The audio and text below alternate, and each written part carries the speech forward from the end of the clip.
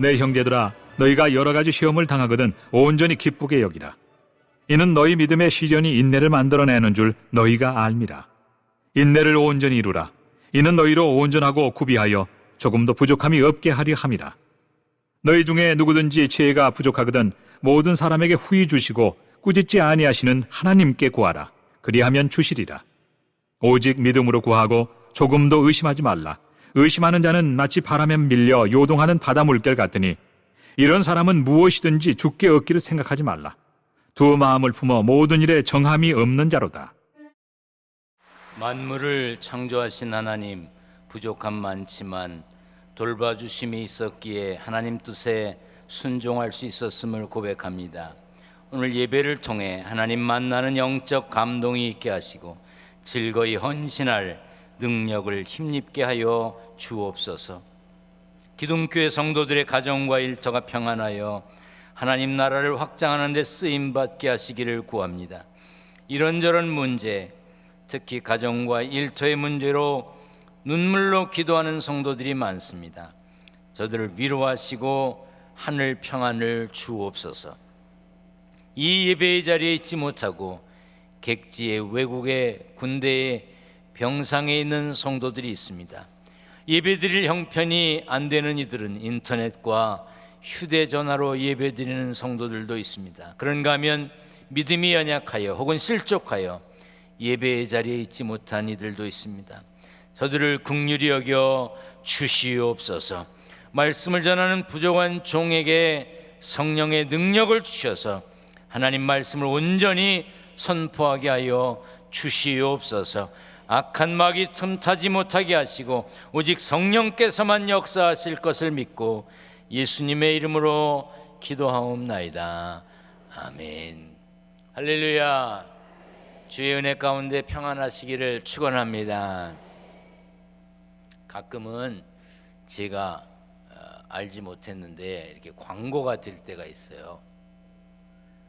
그러면 아이쿠 저것은 안 해도 되는데 그런 느낌이 들 때가 있는데 그래도 그냥 다 필요해서 했겠지 그러고 참는데 오늘은 좀 얘기를 해야 되겠다 싶습니다.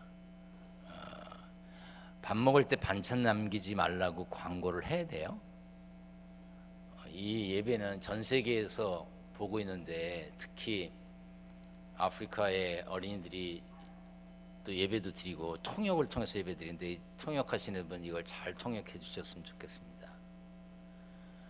여러분 먹을 것이 넉넉지 못한 사람들 많습니다. 그런데 교회에서 식사 제공할 때는 찬양대, 교사, 예배위원들 이렇게 봉사하시는 분들이 주로 식사를 하시는데 반찬을 너무 많이 가져다가 안 먹고 남기는 모양이에요. 근데 그 양이 많답니다. 그 식탐이 있는 거 좋은 게 아니에요. 예수님을 비난할 때도 뭐라 그러냐면 먹기를 탐하는 자라 그랬어. 여러분 식탐 있는 사람하고 사귀지 마세요. 그 왜 맛있는 것만 집어가는 사람 있잖아. 또 이렇게 많이 먹으려고 막 그러는 사람. 그런 사람 별로 좋은 거 아니에요. 반찬을 먹을 만큼만 가져가시고 또 밥도 많으면 미리 덜고 그래서 버려지는 일이 없게 해야지. 교회에서 예배 시간에 그런 광고를 해. 다시는 그런 광고 목사님들 하지 마시고 여선교회에서도 그렇지만 장로님들도 반찬 남기는 사람 이제 주머니에 넣어줘. 그러면 못 써요. 그거는 기본적인 소양이 안 된 것이지. 할렐루야 찬양대가 설마 그랬겠어. 근데 왜 자꾸 쳐다봐지는지 몰라. 아무튼 그런 일은 없었으면 좋겠습니다. 안 해도 되는 광고 때문에 설교하는 제가 마음이 언짢아서 그냥 말씀을 드리는 거예요. 이왕 먹는 얘기가 나왔으니까 한 가지 더 하겠습니다. 식당에 가거나 커피숍, 아이스크림 가게 이런 데 가면 음식값을 계산하면 쿠폰을 주는 데가 있어요. 도장을 10개 찍으면 한 번은 공짜 뭐 이런 거 받아보셨어요? 예, 저도 여러 번 받아봤는데 그걸 채워서 가본 적은 없어요. 도장 받아놨다 잘 둬야지 그랬다가 잊어버려요. 그런데 미국에서 실험을 했습니다. 두 그룹을 나눠서 한쪽 그룹은 10칸만 있는 쿠폰을 줬어요. 그러니까 그 10칸을 채우면 이제 한 개가 공짜지요. 그런데 한쪽 그룹에는 12칸을 만들어서 2개의 도장을 미리 찍었어요. 10번 채워야 되는 건 똑같아. 그런데 2개의 도장이 찍혀 있는 쿠폰을 받은 사람들은 20%의 사람이 빠르게 그 나머지를 채웠어요. 무슨 얘기냐면 똑같이 10개를 도장을 받아야 되지만 2개가 더 있는데 미리 도장 찍힌 쿠폰을 받은 사람은 2개씩이나 도장이 있네? 나머지만 채우면 되네? 이런 마음에 더 적극적으로 구매를 했다는 거예요. 우리 교회 기둥교회 성도들이 혹시 쿠폰을 만들 거면 15칸을 만드세요. 그래서 5칸을 미리 도장을 찍어서 나눠줘. 그러면 받는 사람이 3분의 1이 채워졌네? 나머지 3분의 2만 채우면 되겠네? 하는 마음을 갖는다는 거예요. 사람들은 무언가 돼 있다고 생각할 때 그것을 성취하고 싶은 욕구가 생긴다는 거예요. 2017년 난 한 게 없어. 뭐 해에 절반이 지나갔는데 아무것도 한 게 없어. 그러면 맥 빠집니다. 뭐 대단치 못한 일이 있다 할지라도 그래도 나는 반년 동안 살아온 것만 봐도 내가 한 일이 많아. 남은 삶도 하나님께서 축복하실 거야. 나는 괜찮아. 난 할 수 있어. 이렇게 해야 합니다. 너는 어떻게 성적이 바닥이니? 그러면 애가 공부할 맛이 안 나. 너 그래도 I am a boy는 할 줄 알지 않냐? 그러면 의욕이 생기는 거예요. 응? 여러분 옆에 분에게 우리 격려하고 힘을 북돋아 주십시다. 많은 일을 하셨습니다. 큰 일 하셨습니다. 수고하셨습니다. 아멘. 네. 한 번 더 합니다. 할 수 있습니다. 좋은 일이 있을 겁니다. 아멘.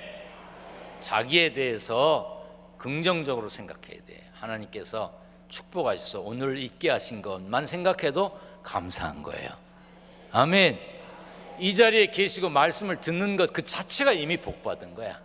옆에 분에게 다시 한번 합니다. 복 받으셨습니다. 성경을 높이 들고 고백하겠습니다. 높이 듭니다. 저는 예수 믿어 구원받았습니다. 저는 예수 믿어 하나님 자녀 되었습니다. 저는 예수 믿어 천국 백성 되었습니다. 하나님께서 선물로 주신 오늘 하나님 말씀으로 가르침을 받습니다. 눈을 열어 주위의 법안에 있는 놀라운 진리를 보고 깨닫게 하소서. 아멘으로 순종하여 하나님께 영광 돌리는 삶 되게 하소서. 아멘. 그런 삶이 되시기를 축원합니다. 시험, 시련, 테스트 같은 거, 환난 이런 것이 없는 삶을 다 원하지만 그런 것이 없는 삶은 없습니다. 지금까지 시험을, 어려움을, 시련을 한 번도 안 겪어본 사람이 어디 있겠습니까? 오늘 본문 2절에 내 형제들아 너희가 여러 가지 시험을 당하거든 했어요. 여러 가지 중에 구별하면 대표적으로 3가지로 나눌 수 있습니다. 하나는 죄에 빠지게 하는 시험이 있습니다. 사탄이 하는 것이죠. 유혹, 템프테이션이라고 할 수 있어요. 두 번째는 자기 욕심 때문에 생기는 시험이 있습니다. 야고보서 1장에 오직 각 사람이 시험을 받는 것은 자기 욕심에 끌려 미혹됨이라고 그랬어요. 세 번째는 하나님이 주시는 시험, 테스트도 있습니다. 이것은 성도의 믿음과 인격을 단련하기 위한 것으로 시련의 성격이 강합니다. 그러므로 시험을 만나면, 어려움을 겪게 되면, 무언가 시련을 겪게 되면 먼저 그것에 대한 성격을 분별할 수 있어야 됩니다. 사탄의 유혹인지 내 욕심 때문에 생긴 것인지 하나님이 주시는 테스트인지, 사탄과 욕심에서 온 것이면 물리쳐 이겨야 하고 하나님께서 주시는 것이면 끝까지 인내하여 합격해야 합니다. 하나님께서 예수 믿는다고, 세례받았다고, 집사되고 권사되고 장로되고 목사됐다고 우리를 구름에 뜬 것 같은 그런 삶의 길로 인도하시지 않습니다. 여러분, 예수 믿는다고 다 꽃길을 걷는 게 아닙니다. 분명한 것은 성실히 신앙생활을 해도 고난이 있습니다. 시련이 있습니다. 시험이 있습니다. 오늘 본문의 시험이 여러 가지라고 했습니다. 이것을 성경 원문에 보면 많은 색깔, 다채로운, 다양한 그런 뜻을 가진 단어로 되어 있습니다. 우리가 당하는 시험이, 때론 시련이 다양하고 복잡하고 뒤엉켜 있음을 보여주는 것입니다. 성도들이 당하는 시험과 시련 얼마나 다양한지 몰라요. 집안의 문제도 각 가정마다 다 다릅니다. 영화 속에 나오는 이야기, 드라마에 나오는 이야기, 신문에 나오는 이야기, 방송의 뉴스에 나오는 이야기, 집집마다 한두 가지씩 다 있어요. 한두 명씩 다 있어요. 그런 거 없는 집이 거의 없을 정도입니다. 사업의 문제도 마찬가지입니다. 개인의 문제는 더 복잡합니다. 매주일 목사님, 전도사님들이 신방을 하고 보고서를 냅니다. 거기에 보면 기둥교회 성도들이 겪고 있는 어려움도 참 가지가지입니다. 주일이면 강대상에 목회 기도할 때 참고하라고 올려놓는 것이 있습니다. 병들어 입원한 사람이 있고요, 지난 주간에도 새로 태어난 아기가 있고, 또 소중한 사람, 사랑하는 사람이 죽음으로 눈물을 흘린 가정도 있습니다. 아픈 이도 어떤 이는 뇌출혈, 어떤 이는 교통사고, 위궤양, 항암, 연골수술, 손가락 봉합수술, 다리 피부 이식, 무릎 연골수술, 아픈 것도 얼마나 다양한지 몰라요. 매주 화요일마다 중보기도 팀들이 모여서 기도하는데 거기에 기도 요청을 한 것 봐도 정말 기도 제목들이 다양합니다. 기둥교회도 겉으로 보기에 평안하고 조용한 것 같지만 성도들 개개인은 여러 가지 시험과 고난을 받고 있습니다. 복잡하고 골치 아픈 일도 많고 복잡하고 골치 아픈 관계도 많습니다. 시험 없는 인생은 없습니다. 다만 진정한 그리스도인은 시험을 두려워하지 않을 뿐입니다. 왜냐하면 거기에 하나님의 특별한 뜻이 있음을 믿기 때문이지요. 본문 2절에 여러 가지 시험을 만나고도 온전히 기쁘게 여기라고 했어요. 사실 시험을 만날 때 기쁘게 여길 수 있는 사람이 몇이나 될까요? 만약에 제 마음대로 할 수 있다면 기쁘게라고 하는 단어를 기꺼이라고 바꿔보면 어떨까 하는 생각이 들어요. 보통은 항변합니다. 불평하는 소리를 내기도 합니다. 그러나 그리스도인은 받아들일 수 있습니다. 어떻게 그렇게 할 수 있을까? 어떻게 받아들일 수 있을까? 시험의 목적을 알기 때문입니다. 영적 성장과 성숙을 위한 시련이라는 것을 알면 기쁘게 기꺼이 받아들일 수 있습니다. 요즘 야구 시즌이에요. 그러니까 야구 선수들이 나와서 게임하는 것이 중계가 됩니다. 거기에 나올 정도의 선수들은요, 굉장한 선수들이에요. 돈도 많이 받고요. 근데 2군들이 있어요. 3군도 있다고 하대요. 거기 선수들도 훈련을 열심히 합니다. 혹독하게 한다고 그래요.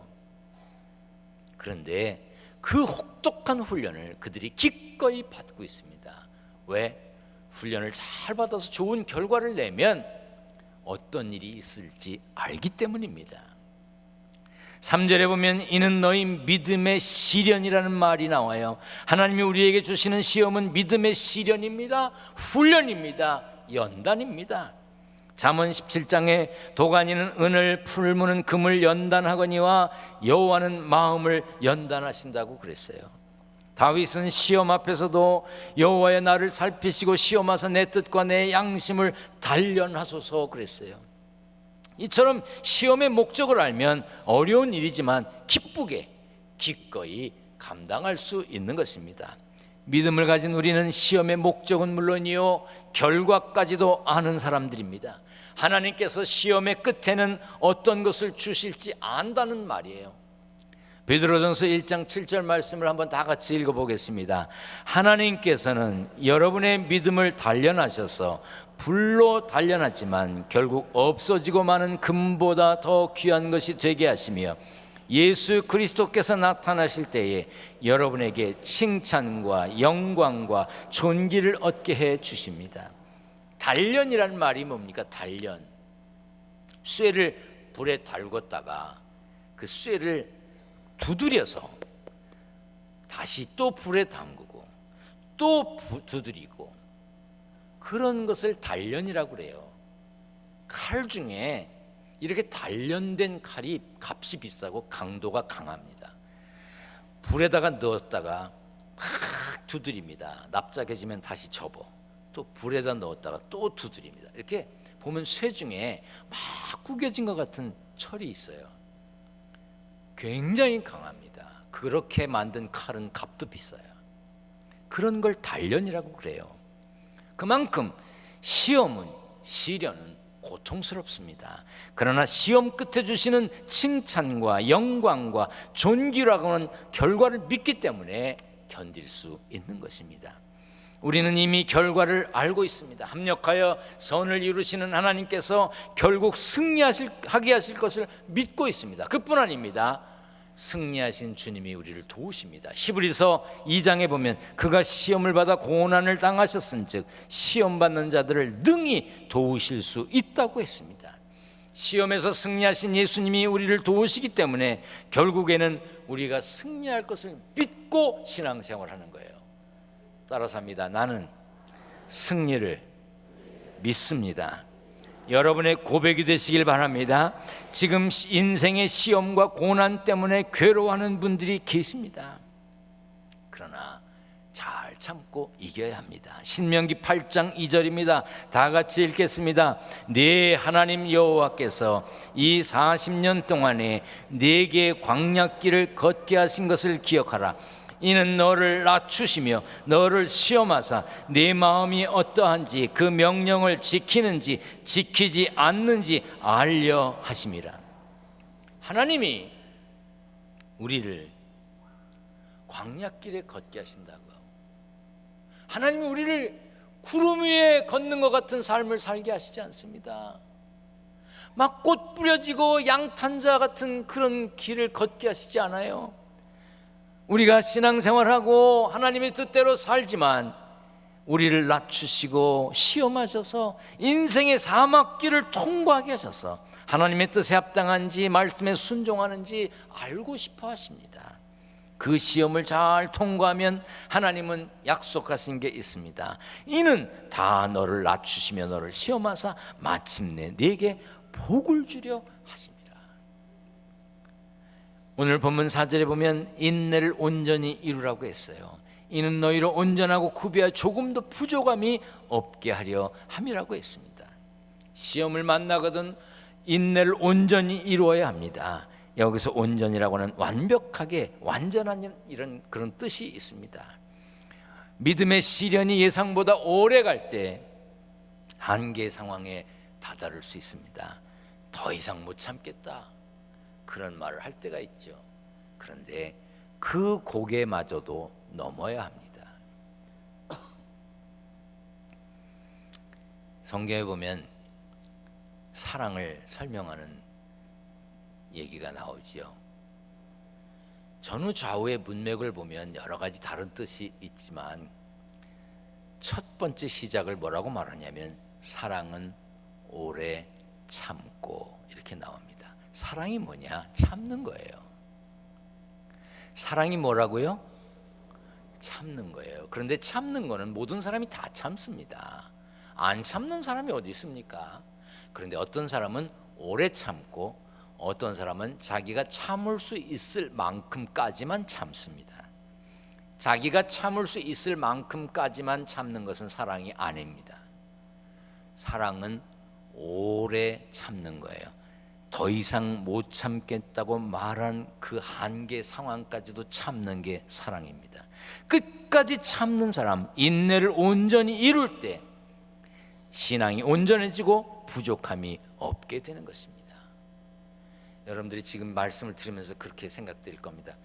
그래, 내가 참고 사는 거지. 그 참고 사는 게 사랑 때문에 참는 거예요. 자신을 사랑하기 때문에 참는 것이고요, 가정을 사랑하기 때문에 참는 것이에요. 궁극적으로는 하나님을 사랑하기 때문에 참는 것입니다. 잘 참으시고 참는 일에 승리하시기를 주의 이름으로 부탁드립니다. 하나님은 우리를 전인격적인 훈련을 시키시길 원하십니다.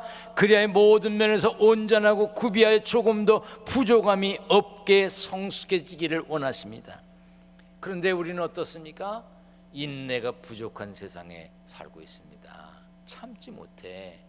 그러다 보니까 자기 분에 못 이겨 지나가는 사람에게 피해를 주고 심지어 남의 목숨까지도 끊는 사람들이 있어요. 한국 사람과 외국 사람 540명에게 물었어요. 한국을 잘 나타내는 말이 무엇이냐고 질문했습니다. 그랬더니 한국 사람 48.2%와 외국 사람 64.4%가 네 말로 했어요. 뭘 것 같아요? 빨리. 이게 한국을 나타내는 상징이래요. 빨리. 근데 남 얘기할 거 뭐 있어? 저도요, 몸이 좀 이렇게 부실해지니까 어떻게 하면 빨리 나을까? 그 생각밖에 안 나요. 빨리. 한국 사람들이 말하는 이 빨리는 역사적으로 유례 없는 최단기 압축 성장을 이루는 등 장점도 물론 있었습니다. 그러나 크고 작은 사고에서 안전 불감증의 근본 원인으로 지목되기도 했습니다. 뿐만 아니라 인내가 부족하기 때문에 하나님의 사랑을 받지 못하고 하나님께서 허락하시는 축복을 받지 못하는 경우도 많습니다. 얼마나 많은 사건 사고가 이 빨리 때문에, 또 참지 못하기 때문에 일어나는지 모릅니다. 그러므로 그리스도인은 먼저 인내를 온전히 이루어야 합니다.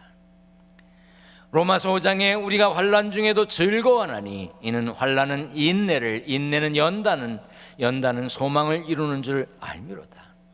우리가 환난 중에도 즐거워할 수 있는 것은 신앙의 신비죠.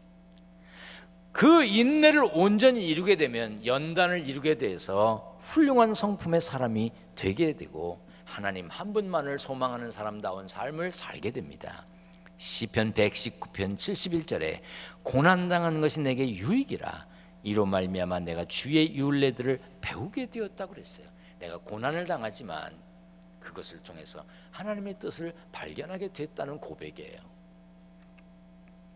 힘들고 어려운 일을 만날 때 잘 참으시고 견디시고 이기셔서 축복의 자리에 주인공이 되시기를 축원합니다. 이 시험을 당할 때 할 일이 하나 있습니다. 어려움을 당할 때 도와줄 사람을 먼저 찾는 게 아니라 하나님께 기도해야 합니다. 너희 중에 누구든지 지혜가 부족하거든 모든 사람에게 후히 주시고 꾸짖지 아니하시는 하나님께 구하라. 그리하면 주시리라. 시험이 올 때 수동적으로 가만히 있지 말고 적극적으로 시험을 헤쳐나갈 수 있는 지혜를 구하라는 뜻이에요. 하나님께 구하라고. 하나님께서 주시겠다고 약속하셨어요. 그런데 구하지 않지요. 마치 애하고 어디 가면서 필요하면 말해, 사고 싶은 거 있으면 말해, 주머니에 돈 있다. 그런데 애가 사고 싶은데도 말 못하고 가만히 있는 거야. 바보지. 하나님께서 기도하라고 그러셨어요. 하나님은 구하는 모든 자에게 지혜를 주시겠다고 그랬고 후히 주시겠다고 그랬고 거뜬히 이길 수 있는 지혜를 충분히 주시겠다고 그랬고 꾸짖지도 않겠다고 했으니 의심하지 말고 구하라고 그랬어요.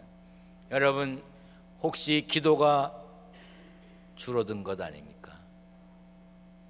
기도하는 줄을 놓친 것은 아닙니까? 답답하고 어려운 일이 있을 때 먼저 기도해야 합니다. 야고보서 1장 6절에 오직 믿음으로 구하고 조금 더 의심하지 말라. 의심하는 자는 마치 바람에 밀려 요동하는 바다 물결 같다고 그랬습니다. 믿음은 보이지 않는 것을 보는 눈입니다. 우리는 믿음이 있기에 항상 기뻐할 수 있고 기꺼이 받아들일 수 있는 것입니다. 마켓에 장을 보러 간 아버지가 아들에게 바구니를 하나 들려줬습니다. 카트로 밀면 될 것을 바구니를 들려줬어요. 아버지가 필요한 물건을 바구니에 담습니다. 한 개, 두 개 바구니에 물건이 담기니까 아이가 이렇게 듭니다. 옆에서 지켜보던 아주머니 한 분이 저런 얌체가 있나, 아버지가 돼갖고 조그만 애한테 바구니를 들게 하고 자기는 맨손으로 물건만 담다니, 이런 마음이 생겼어요. 그러니까 아이에게 말합니다. 얘야, 너 그거 무겁지? 그 말은 니네 아버지 얌체지, 그 뜻이에요. 그런데 아이가 대답합니다. 아니요, 우리 아빠는요 제가 얼만큼 들 수 있는지 아세요. 내가 들 수 있는 만큼만 드세요. 아버지 되신 하나님은 우리가 얼만큼 견딜 수 있는지 아십니다. 고린도전서 10장 13절입니다. 다 같이 읽겠습니다. 사람이 감당할 시험 밖에는 너희가 당한 것이 없나니 오직 하나님은 미쁘사 너희가 감당하지 못할 시험 당함을 허락하지 아니하시고 시험 당할 즈음에 또한 피할 길을 내사 너희로 능히 감당하게 하시느니라. 하나님은 우리가 어디까지 견딜 수 있는지 아십니다. 우리의 인생에 절망이 다가오고 한계 상황이라고 생각되는 지점까지 갔다 할지라도 그 훈련을 기꺼이 받아들이고 견뎌 이겨야 합니다. 인내해야 합니다. 지혜를 구해야 합니다. 여름철 날은 덥고 짜증도 나고 생각했던 대로 되지 아니하고 답답할 때 분을 내고 포기하는 어리석은 자가 아니라 그 단계에서도 참고 그리스도의 향기를 풍기는 하늘 사람, 하나님 마음이 아파한 사람, 인내를 온전히 이루는 사람, 복된 삶의 주인공이 되시기를 축원합니다. 축원합니다. 전능하신 하나님, 인내를 온전히 이루는 삶의 주인공이 되기를 원합니다. 한계 상황을 만나도 그 훈련을 온전히 기쁘게 기꺼이 감당하는 성도들 되게 하여 주옵소서. 지혜를 구하는 하늘 사람으로 승리하게 하여 주시옵소서. 오늘도 우리와 함께 계시고 우리를 도우시는 우리 주님 예수 그리스도의 이름으로 기도하옵나이다. 아멘.